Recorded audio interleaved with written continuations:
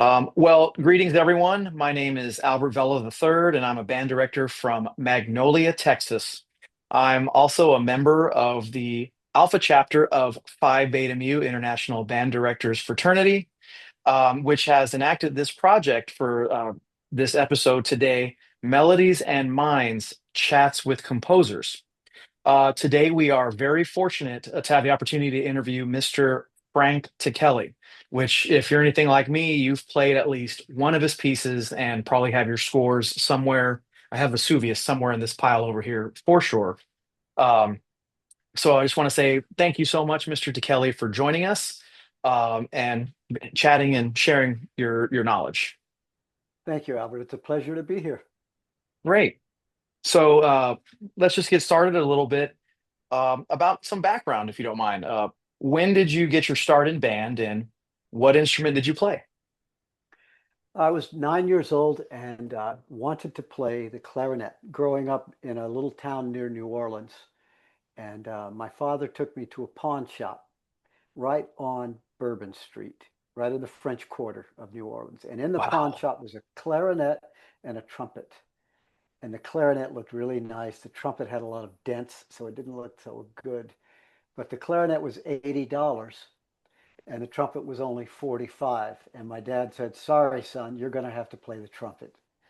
And so I became a trumpet player at age 9. And so that was my start. And so I started out in the public school band in that little town in Louisiana in the fourth grade. And Wow. then we moved to Texas when in the eighth grade. And that was a culture shock to me because it was just so much better funded, just a high. It was in Richardson, Texas, very high Wow. caliber music ed program, and that lit this fire in my belly. And I knew at that point, around then, about age 14 or so, 15, that I wanted to make music my career. Wow. Well, that's pretty spectacular. New Orleans. Did you have any experience at all with uh, the music in the French Quarter, jazz and such? Yeah, my that was my earliest musical memories were my father taking me to the French Quarter to hear jazz bands, and uh, and so my earliest the music I was exposed to the earliest was that sort of old traditional jazz that was happening in New Orleans, and then also Cajun music as well Wow. in the countryside of Louisiana. But Wow. then That my is dad my awesome. dad worked for Capitol my dad worked for Capitol Records, so he also you know was constantly playing Frank Sinatra and Tony Bennett and people like that. Frank Sinatra was a big Capitol Records person, so Wow. Well, that's a so pretty good start in music, if you ask me. yeah. Um, are there any pieces of music from your early years, middle school, junior high days, that inspired you to write and become a composer at this level? Yeah, there was uh I remember a couple of pieces. There was one, it was called Flag of Stars by Gordon Jacob. And I'm in the eighth grade, right? Mhm. And and I just remember that it was the first time I understood the concept of double tonguing. And we had to because we had to double tongue. I think the theme is something like dan dun da da da da dan da. So we had to learn just that single double tongue, not Mhm. constant da, but just that. And that just sort of opened up this. I thought, what else can you do as a musician besides that? I mean, that was just a big eye opener for me. And so that was one. Also, we played the whole suite that in that eighth grade year, and the one in E flat, and that was a huge influence on me. But then later, when I got to high school, it was Hindemith Symphony, Doll Sinfonietta, and Rocky Point Holiday of Ron Nelson. Those three were huge Wow. because we played those in high school, and that really uh, got me thinking about composing. I thought, how does one learn how to write music like this? How do I do it? Who do I go to? Who teaches me how to do this? Where did these people learn how to write it? So I started asking all those kinds of questions in high school. So even though I mentioned those pieces in middle school, Flag of Stars and the whole suite, what really got me thinking about composing were those pieces we started playing in high school. Wow. And yeah, I can tell you, being a fellow trumpet player, that's resonating with me because I remember my first multiple tonguing anything, oh my gosh, how do you do this? And I had the privilege of playing Rocky Point as well, in my early career, and Uh, that I know was very interesting to me. So that's yeah, really cool to share that. yeah. Um, And then so and then later in college, right, you learn things like Stravinsky, L'Histoire du Sol, the Soldier's Tale, where you're uh-huh, doing like you have to figure out how to do a double and a triple. Ta ta ta ta ta ta ta ta, right? Ta ta ta yep. ta ta ta. Ta ta ta ta ta ta ta ta ta Da-da-da-da-da. ta ta ta ta ta ta ta ta ta ta ta ta ta ta ta ta ta Yeah. ta ta ta. Wow. I can still say it. I don't think I can play it anymore, but I can still say it at least. Yeah, Wow. quintuple tongue, right, or whatever you want to call Quintuple. Wow. it. So, you already kind of alluded to my next question here, about you started asking questions based off of experiencing new literature. So, how did you get your start for developing band or writing for bands in general? Yeah, that's a good question because I didn't think I was ever going to write music for beginning band. Because when you're younger and when you first get to college, I mean, I started composing in high school, wrote some jazz band pieces, they were terrible. And I wrote a lot of awful music. And then also in undergrad, still awful music. But um, I started thinking about what I wanted to do as a composer. And when you're that age, you think, oh, I want to write pieces that change the world. I want to write for the major professional orchestras. You're dreaming. And it wasn't until my doctoral studies, almost finishing them, in fact, when this publisher, Manhattan Beach Music, I got connected to him through H. Robert Reynolds at University of Michigan. And he said, "Why don't have you ever written anything for young musicians?" I says, "No, I wouldn't even know how to do it. I don't know the first thing about how to do that." He says, "Well, why don't you just try it?" And so I did. I took some music that I had written for a play, a production of Moliere's Don Juan. It was an Ann Arbor theater production. I had to write incidental music just for piano. And I thought, well, that play is over with. This music's still sitting here. What am I just going to let this music die? I mean, the play is over. Why don't I recycle this music? So I took that music from this play that I had written and decided to try to make band versions of it. And they were all little 20-second snips of music for the play. So one of them ended up becoming Portrait of a Clown. Another little snip became a piece called Fortress. And so those little 20-second pieces got blown up to 5-minute pieces for band. And so those were my earliest ones. And I wrote them. They were successful. I started getting invited to go and work in public schools. And I found that I enjoyed it. And I thought, well, I'm going to keep doing this. I still want to write my music for professionals and college and all different levels, but I also want to do this. This is really fun to do, and I love seeing how this music can literally change young people's lives, and it can help these directors to change their lives. That kind of turned me on, and so that's sort of my doorway into writing music for young musicians. Wow. Like I just want to let you know that's to me the whole purpose of like this session or series that we're putting together is because I've known Fortress my entire life.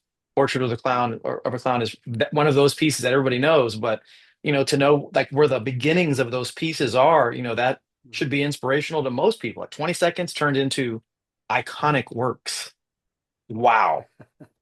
Yeah, well, And I don't know how iconic they are, but I like them a lot, and they've done well, and as I said before, I love seeing how they you love seeing those young people's eyes light up when they get a concept or when they can play something well, and so that really appealed to me. So you're saying you didn't know that this music came from a play. I can be even more specific. Portrait of a Clown. There was a little scene in this play where a young girl walks out. She's skipping triumphantly. And then this young boy stomps out and he's upset because she had just teased that young boy in the play. And so his stomping is bump, bump, bump, bump, bump, bump, ba, that. And her sort of skipping out because she has successfully gotten under this guy's skin is bum bum ba dum ba ba dum bum ba. She's doing that, sort of going na na na na na, that kind of thing. So that's where those melodies came from, And then for Fortress, it was this soldier coming out who was very angry and looking for Don Juan. He wanted to avenge his sister's honor because Don Juan had done what Don Juan does, which is promised to marry this young woman and then not marry her and skip town and so forth. And so there's this angry soldier coming out on stage. So that's why it's this sort of like a march with an attitude, with that tritone in there to represent his anger and his search for vengeance to avenge his sister. So that's where all that's those are the sources of those two pieces. Wow. Like that's like I'm gonna have to go find this play because like I'm a huge nerd in that sense. Like man, like these little leitmotifs, I guess that you just Mhm. exploded into these works. That's Yeah, fabulous. they Thank you for are. They're sharing that. exactly that. They're leitmotifs, exactly. Wow. Hey, and before we move on, apologize for not being as educated as I should be. Do you prefer Mr. Dr. Ticheli? Is there any preference for you? You're welcome to just call me Frank. Frank, of course. Well, thank you, Frank. Yeah. Well, great. Man, this is I'm loving this information. So you're starting to compose and you're getting out there, and you've already mentioned names like H. Robert Reynolds, like other icons of our industry. Were there any composers, or are there any composers that have influenced or inspired you? And again, so that retraces me back to what I said earlier. The earliest inspirations I remember were that fun pieces like Rocky Point Holiday. We loved playing that. I was in 10th grade when we played that piece. And then the Dahl Sinfonietta and the Hindeman Symphony both had pretty iconic trumpet solos in them. And I was the first chair trumpeter, and so I got to Oh, play those solos. And also the Dahl sounded so different from anything else because even though it kind of is quasi tonal, it wasn't sort of traditional tonality the way most band music at that level was constructed. right, And so that just opened my ears like, wow, how does one learn how to write in this different kind of language? It wasn't atonal, but it wasn't tonal. It's sort of halfway in between. Um, and the harmony was so sophisticated. And again, I'm just a teenager. I didn't understand in that entirely how it, what the language was and how one learns that language. But I got interested and I was curious. That's the most important word. I was very curious. curious as a teenager, and that curiosity is what led me to keep exploring more and more about these kinds of composers. So getting back to your question, those were the earliest influences. Were just those composers I was influenced by as a high school kid: Hindemith, Dahl, and then when we got to college, of course, it all blew up. It opened up everything. You learn all this whole universe of other possibilities that exists out there, starting with people like Stravinsky and Bartok and Britten, and then on to living composers. And there was this whole 12 tone movement, and just my goodness, it just opened up the whole world. Minimalists, electronic music composers, just seeing this vast array of possibilities was something that got me very excited about being a composer. Yeah, I can see it coming out just in your expressions right now. Like obviously, like this, you can tell when something makes your brain fire off, and it's bringing back great memories. Yeah. Have you, and I know that we're speaking of different generations of composers. Are there any composers that you've met that you just got really kind of giddy and excited about when you got to meet them?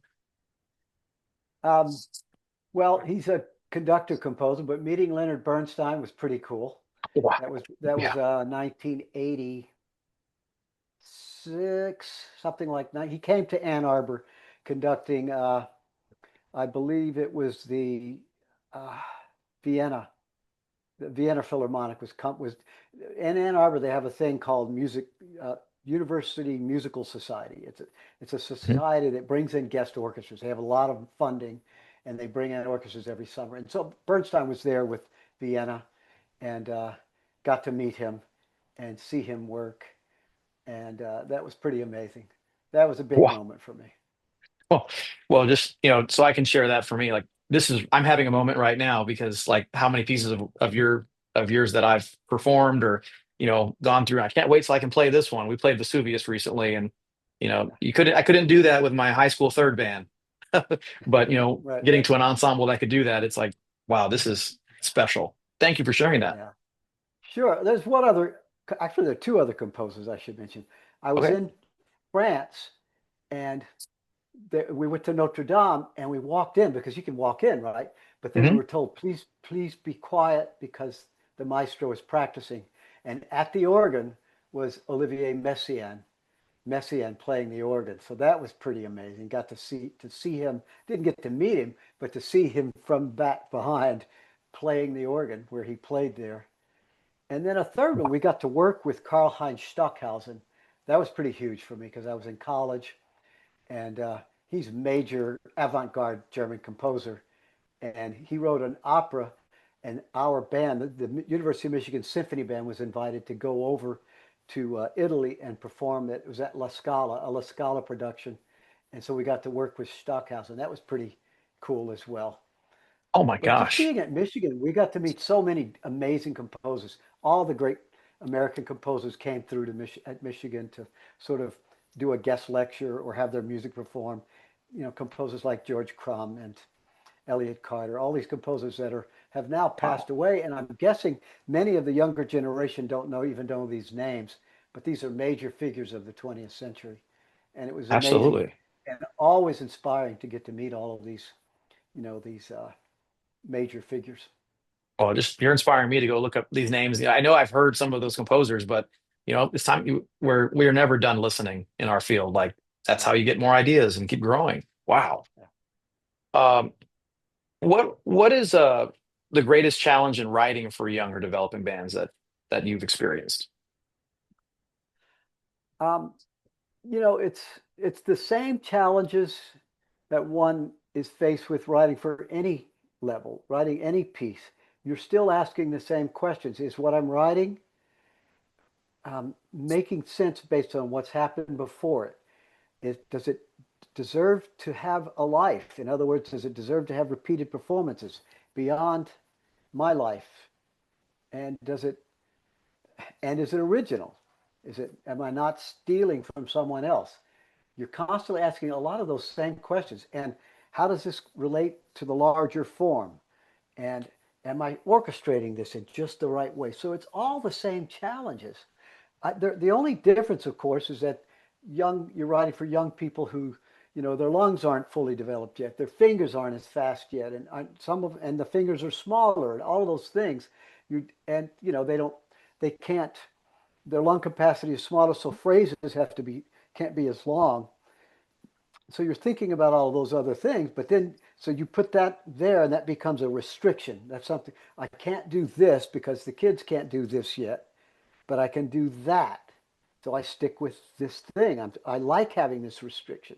So in a way, it can be liberating having those restrictions based on what the kids' capabilities are. But then beyond that, the time spent at the desk is still just as intense. Um, it may not take as long because the pieces tend to be shorter. I mean, it's like the difference between an architect designing a small house versus a giant structure, a giant building or a bridge or something.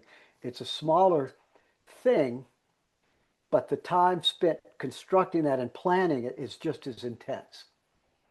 And so Wow. it's mostly similarities regarding, it's mostly the same, whether you're writing for young or professionals, with that caveat that they can't technically do all the same things that professionals can.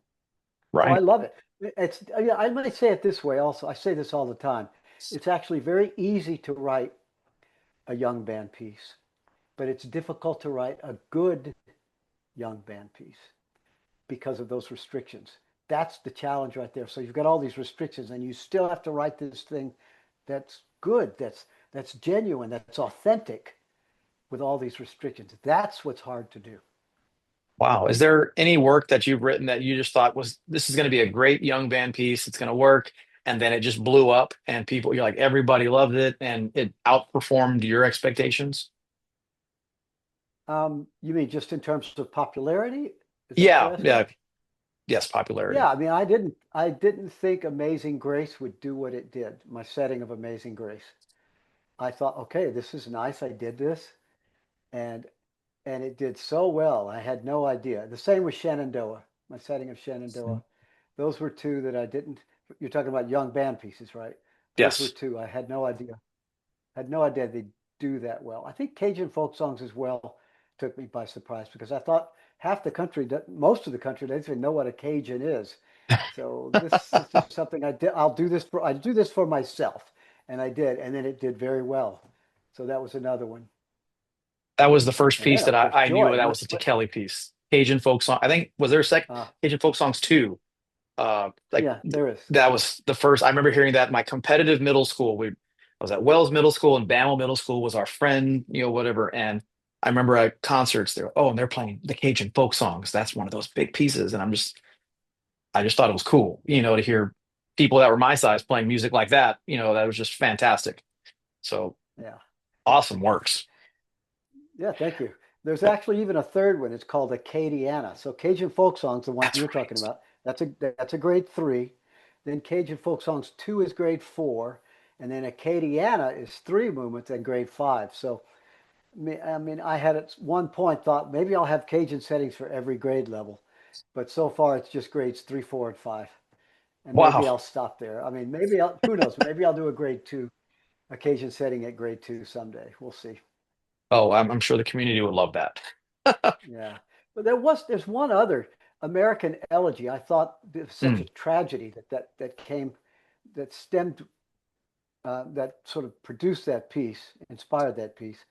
And I thought once the tragedy is past us, and at that time, you were not even born yet. When were you born? Were you born when that happened? oh, It's I'm in the 1999. 80s. Yeah, I was in the 80s. Okay, so you were around. Uh, Okay, so you look younger. thank Um, you. Anyhow, we all thought this is just this aberration in our history. This is aber. We just thought this is, thank goodness this is past, and Yes, let's hope this never happens again. And so I thought with that there'd be less need for an American elegy to even be performed. But then look what happened. Just now, there's a school shooting probably one happening this week, right? All the time, unfortunately, yes, and that's terrible.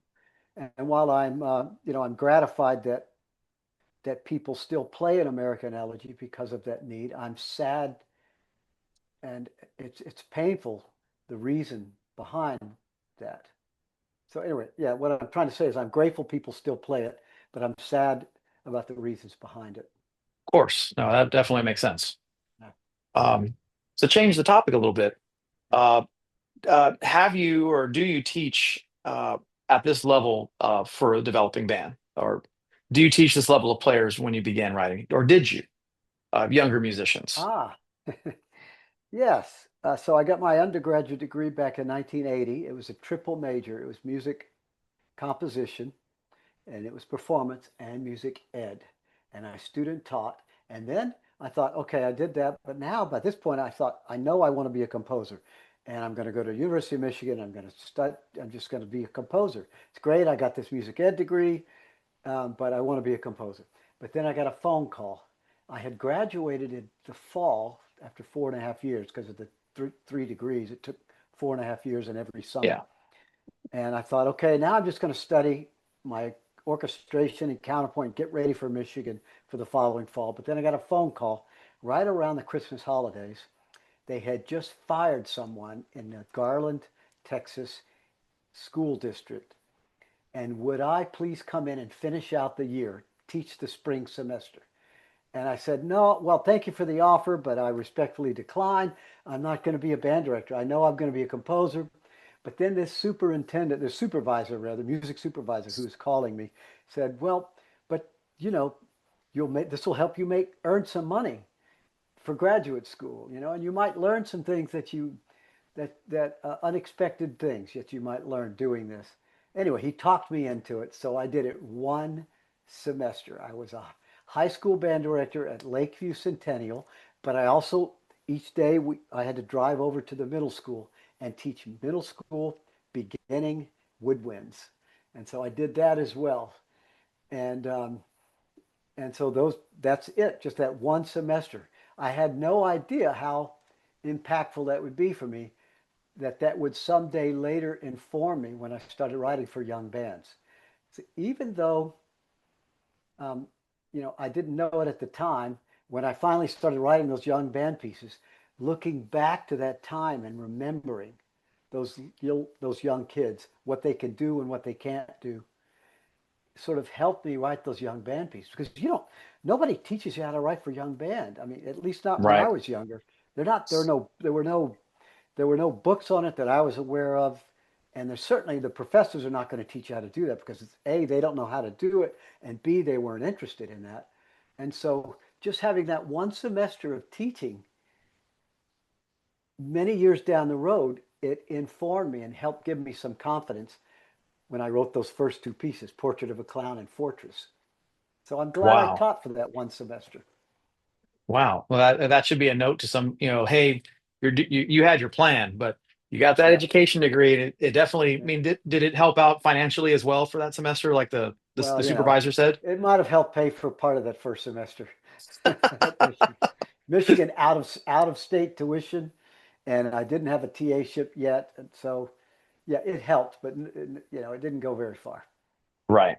Okay. Um, so how do you balance the need to be creative with your scoring with the need to keep younger players active and engaged? Ask that question in a different way because I don't quite know where to go with that.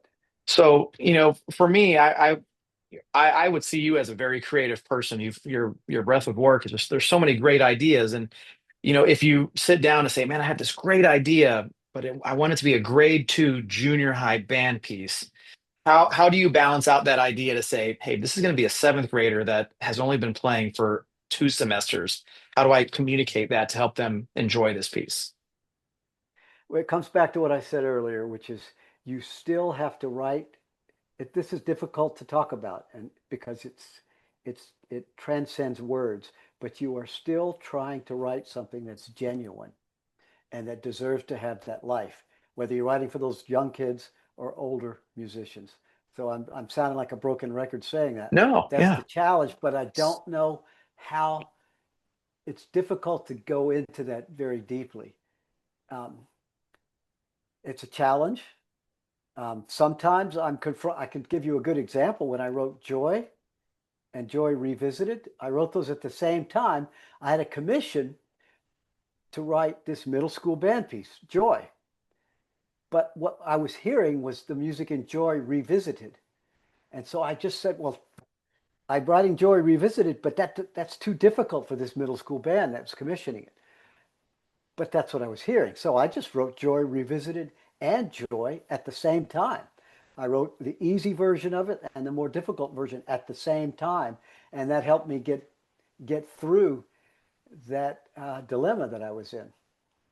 And so that's Wow. the only piece where I wrote two versions at the same time. And they're the same. I mean, essentially the same piece, the same music, the same ideas. It's just that, you know, Joy Revisited's up a fourth, so it's a little higher, brighter register. The ranges are higher, whereas Mhm. Joy is down a fourth in B flat, simpler rhythms, but it's essentially the same material. So, anyhow, that was a way that I got through that dilemma. Uh, there are probably going to be other times in my career when I have to do something like that, write two versions of a piece. But mostly I'm just, here's the piece, here's the group you're writing for. You know these are things you can do and these are things you cannot do. And you separate that and you actually gain inspiration from those restrictions that you have Got of it. writing for those very young musicians. It actually can lead to inspiration.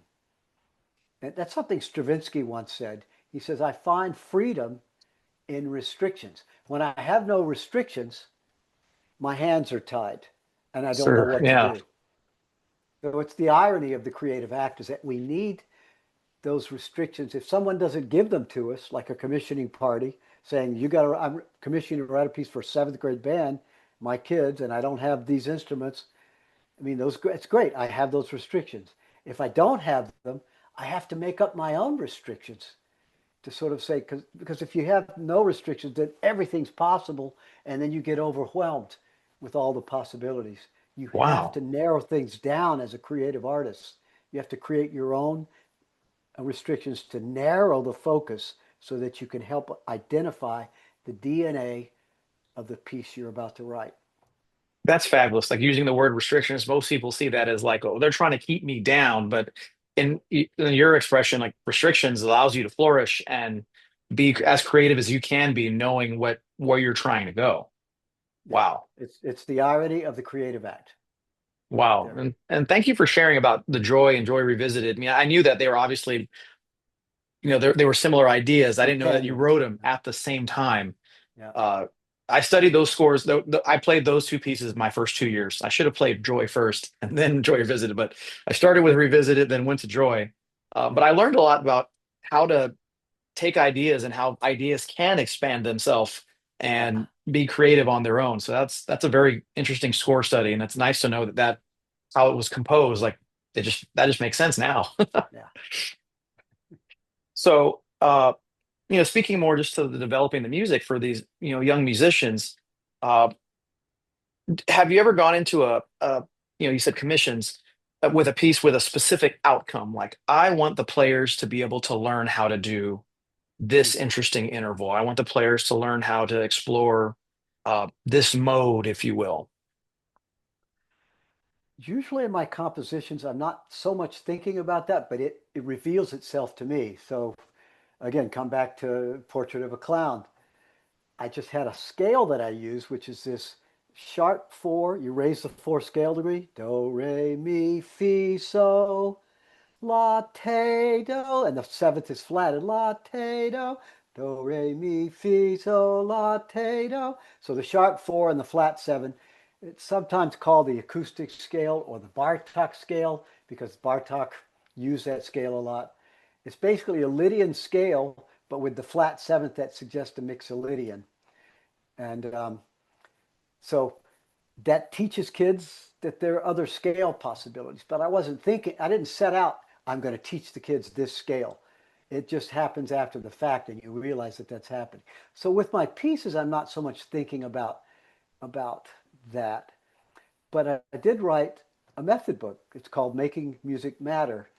I don't know if you know about this, but there are two I'm not different familiar with it. there's volume one and volume two.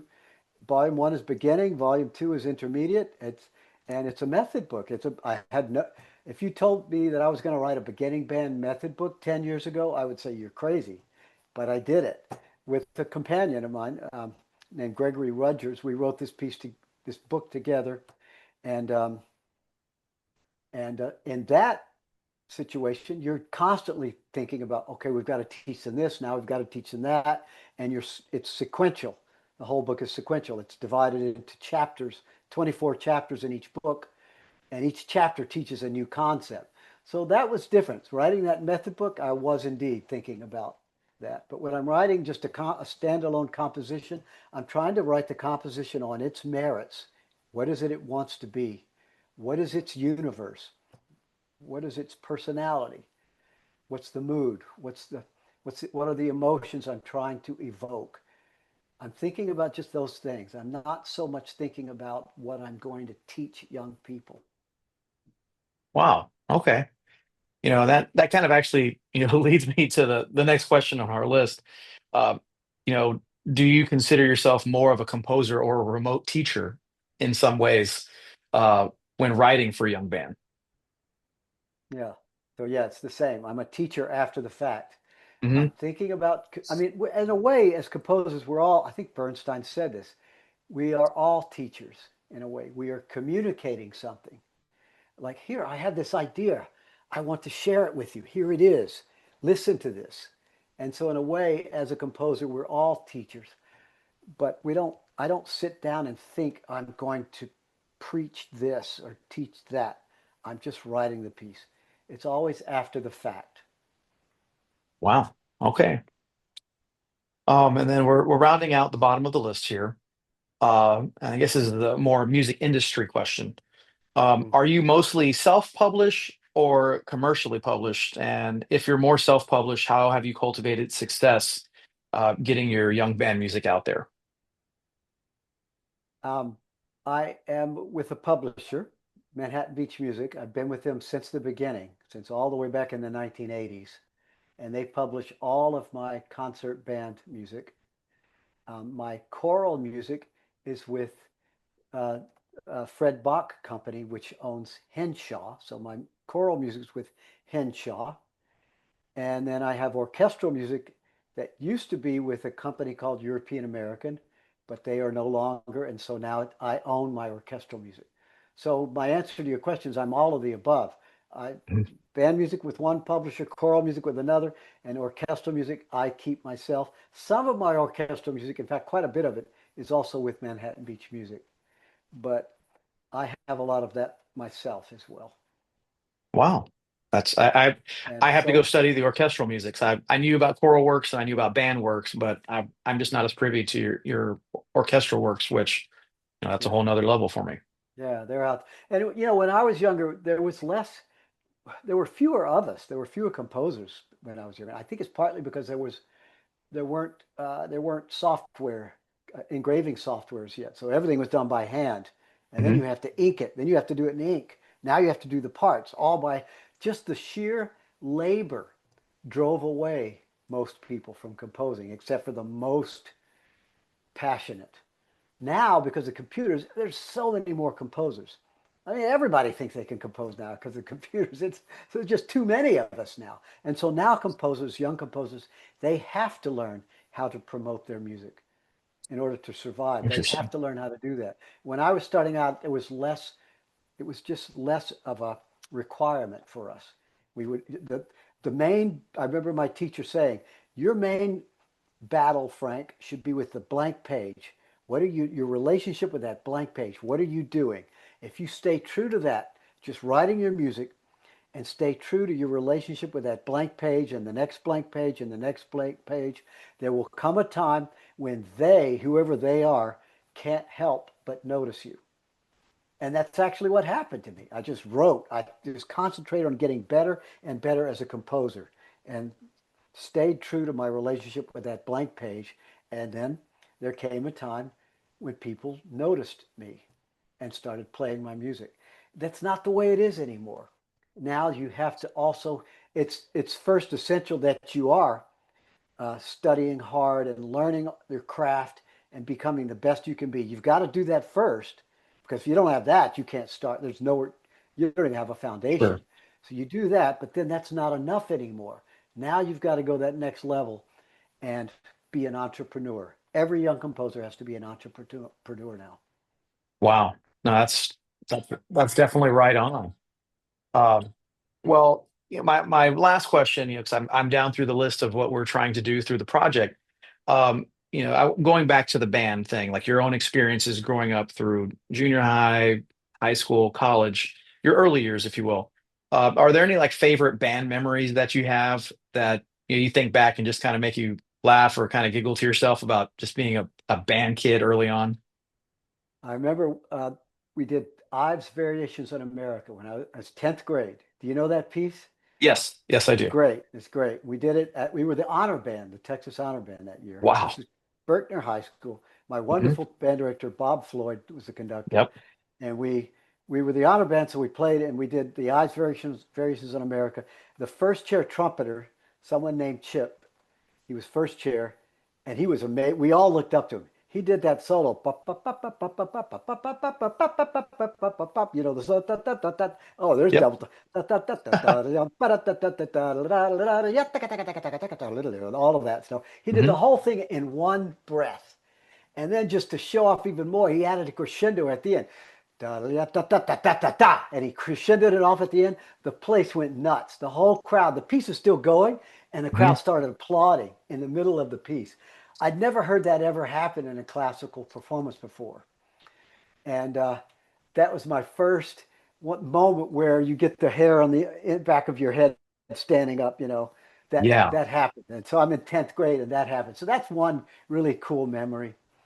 Um, there were others. I remember at University of Michigan, we played, and remember I mentioned we did this opera by Stockhausen at Hmm. La Scala. Well, after the opera was over with, we traveled all over Europe and did concerts. And we did one in Florence, Italy, and it was just it was the whole suite in E flat. Everybody's played that, right? And I Hmm. thought, well, Yeah. this is another concert. It's in a cool place. We're in Florence. It was this incredible festival, and isn't this cool? But here we go. We're playing the whole suite in E flat, with which we'd all played many times in the past, and we thought, here we go. But then something happened. Our conductor, it wasn't Bob Reynolds, but it was the assistant. His name is Larry Ratcliffe, Hmm. became a very prominent orchestral conductor later on. He was conducting. He just did something at the climax where he stretched it a bit more, he slowed down more, and he just just was bigger with his gesture. And he opened this door for us to go through and give more. He gave us more space so that the climax was somehow bigger than it had been before.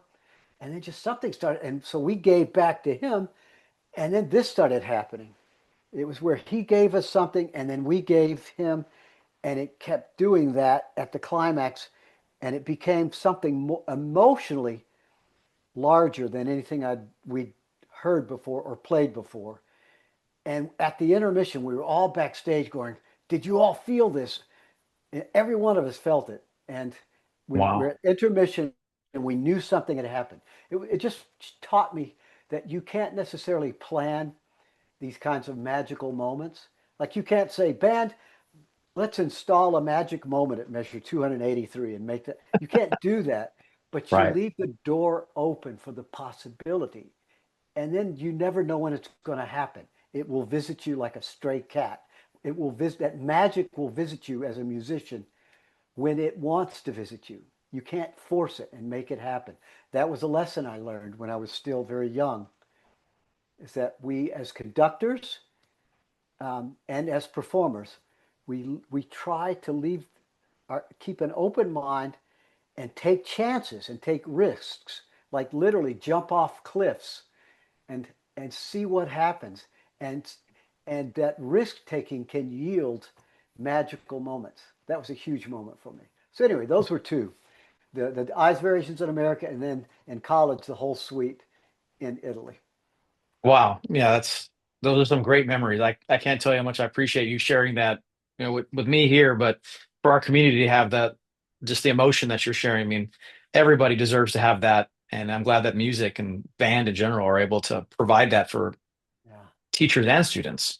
yeah. Well, Frank, I can't tell you thank you enough. This this has been fabulous. Thank you for your contribution to our community, for the repertoire that you've given us to work with young people, and just impacting young people's lives, in this innumerable way. It means a lot to us, and so just for me, but from the community, thank you so much for taking the time out of your schedule to speak with us and share your thoughts. Thank you, Albert. It's been a pleasure.